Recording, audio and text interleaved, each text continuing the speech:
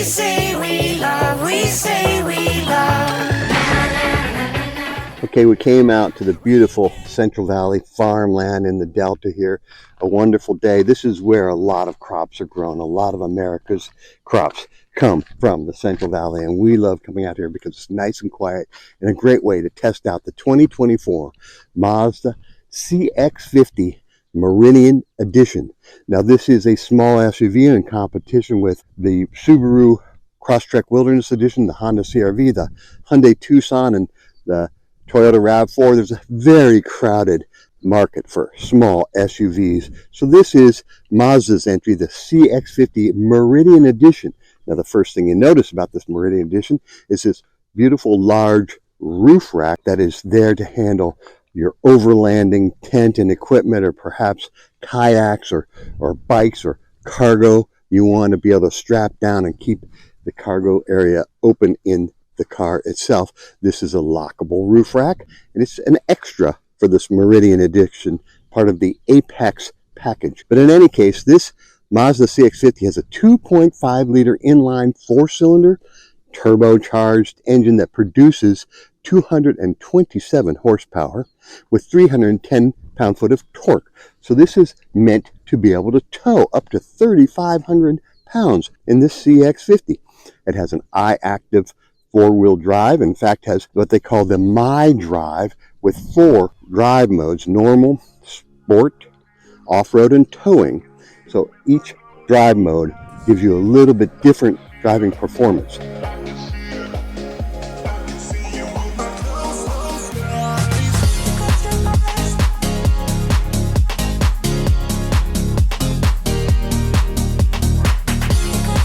So we have the choice of 3 modes. We have a normal mode for this 4-cylinder engine. We have a sport mode, and then we have an off-road mode. So in normal mode, you're going to get better fuel mileage and still very good turbo power, like this.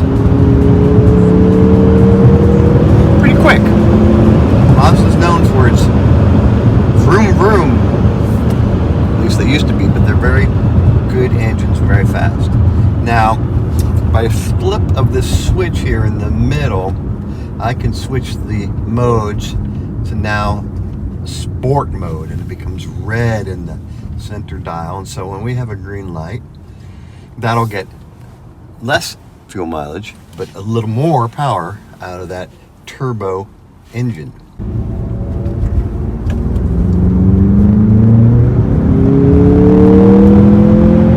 Get a little more noise, a little more engine noise that's, I think, manufactured. I think it's meant to sound a little more throaty in sport mode. But it is a little more jumpy. You get a much more jump. Also, as I understand, the shifting, it's an automatic 6-speed shift, but the shifting ratio is lower, so you go at higher RPM before it shifts into the next gear when you're in sport mode. It's very fast, very spooky. I can see you, I can see you, I can see you with my closed eyes. I can see you, I can see you, I can see you with my closed eyes. I can see you, I can see you, I can see you with my closed eyes. I can see you. Exterior-wise, you've got 18-inch alloy wheels. You have roof rails and a spoiler in addition to that roof rack. You've got rain-sensing windshield wipers, and you've also got de-icing windshield wipers. It says power and heated black-capped mirrors. Another cool thing about the exterior, it has these black hood decals, and you can actually see, if you look closely, it says CX-50 Meridian Edition in those black hood decals. Very cool, very striking. Beautiful front of this CX-50, 2 to 3 tone with black, gray, and chrome front end. So really stands out. Of course, Mazda is known for its beautiful design outside and inside the vehicle.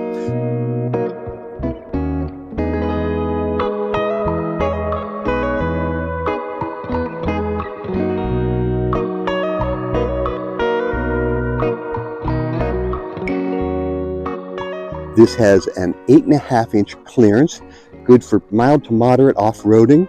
It has privacy glass for passengers, both driver, passenger, and the back row passengers. It's very cool and mysterious looking. Interior wise, it's leather trimmed seats that are very comfortable and very good looking. They've got stitching in the seats as well as stitching that stands out across the dashboard and to the side door panels. Very cool, very nice looking interior and very comfortable. My 6'4" frame fits perfectly in there.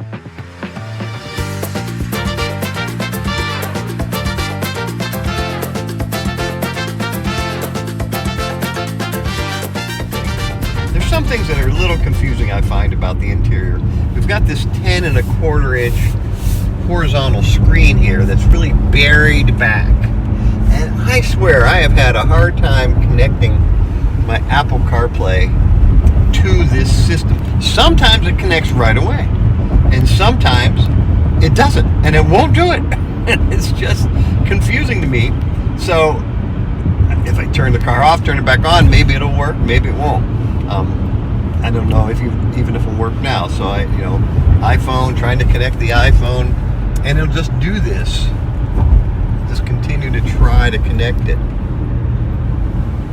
So not extremely quick to respond and to connect my phone, even though I know I've connected it, but connect it and go into Apple CarPlay every time. There's another weird thing. First of all, I should say that all the screen functions are used down here. It's not a touch screen as you would find in many cars. This dial down here is what you use to move a cursor around on the screen, and then you press like the home button, or this is the back button, and this is for the navigation, which again, I have not found a map. It's just I get this compass, latitude, longitude, altitude, basically. That's what I get. If I press that for the music note, then I get a choice of AM, FM, Pandora, or Bluetooth. And then you turn the dial to get what you want. So, it takes a little getting used to. It's not natural. It's not like a touch screen. However, from what I understand, when you do get into Apple CarPlay or Android Auto, it becomes a touch screen. It's not touch screen without that, but when you do have the Apple CarPlay logos on there, then you can touch them, or you can turn the dial and move your cursor around to hit the one that you want. So just a little different way of handling the touchscreen system. Also inside, you have a wireless phone charger that is slipped right between the driver and passenger, so it sits very comfortably and snugly. You keep your phone charged as you're going in. Also, an armrest between the driver and passenger that is a dual split opening, so one person can have their arm on that center armrest, which is very comfortable, if the other person can open it up and reach in or put things in that very deep storage area. There's 4 USB charging ports, 2 in the front and 2 for the back seat passengers. There's the panoramic sunroof that goes all the way back to open over the second row passengers. There's also a power sunshade that covers that sunroof when you don't want it open. Let's check out the rear of this Mazda CX-50. Now, the rear of the Mazda CX-50 Meridian also has that back spoiler with the brake lights embedded into them. You've got a windshield wiper for the rear, and it's again continues on that tri-color look with the gray, the dark gray, and then the brushed metal along the bottom. To open the rear, you have side buttons on the key fob, and you just hold it down and it opens up. Simple as that. You've got a nice flat floor. You've got spare tire, a full-size spare tire underneath that floor. Very nice to have. And you've got cubbies on the side, as well as some hooks for netting to be able to hold cargo if that's what you want. And then you've got these latches that when you pull them, it brings the seats down just like that. Now, of course, you want to have the front seats up so those seats fold flat. Fuel mileage for this 2024 Mazda CX-50 Meridian Edition is 23 miles per gallon estimated in the city, 29 miles per gallon on the highway, for a combined of 25 miles per gallon estimated for overall driving in the Mazda CX-50 Meridian Edition. Base price $40,800. If you add that roof rack in the Apex optional package, that's another $1,235 extra.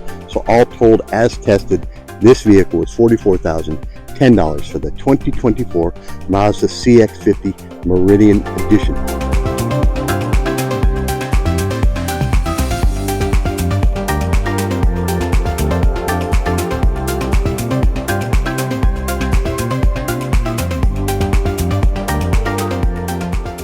Beautiful styling, very comfortable ride, lots of power with that turbocharged 4-cylinder engine, and a very striking appearance, especially when you want to go out overlanding or camping or hiking or kayaking.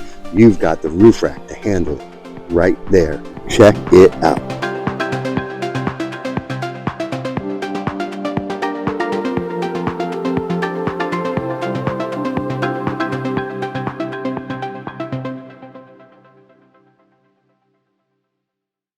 Don't forget to like and subscribe. Thank you.